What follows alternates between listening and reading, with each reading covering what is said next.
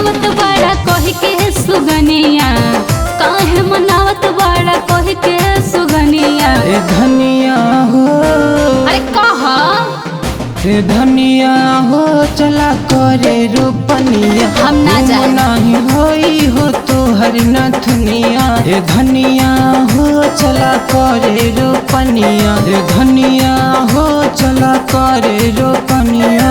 ठिका ले ले बड़ा कि हमार नथुनी ना हेराई।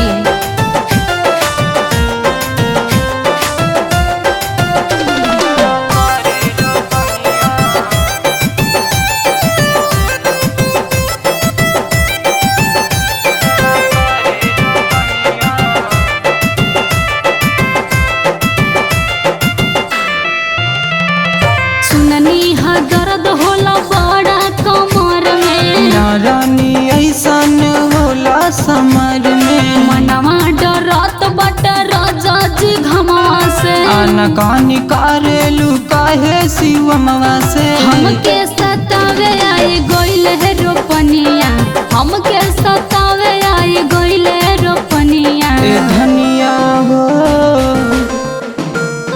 ए धनिया हो चला करे रोपनिया। अच्छा? घूम नाही होई हो तो हर नथनिया। ए धनिया हो चला करे रोपनिया, ए धनिया हो चला करे रोपनिया।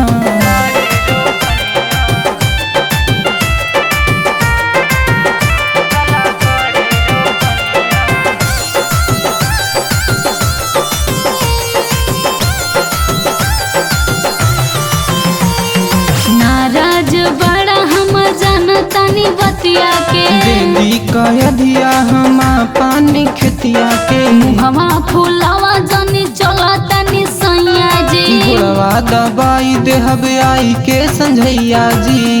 रोका उतार दिही अपन झूलनिया, रोका उतार दिही अपन झूलनिया। ए धनिया हो, का हो ए धनिया हो चला करे रोपनिया। हम ना जाए। घूम नहीं होई हो तो हर नथुनिया। ए धनिया हो चला करे रोपनिया, ए धनिया हो चला करे रोपनिया। हम नहीं जाएंगे, ठीक ना।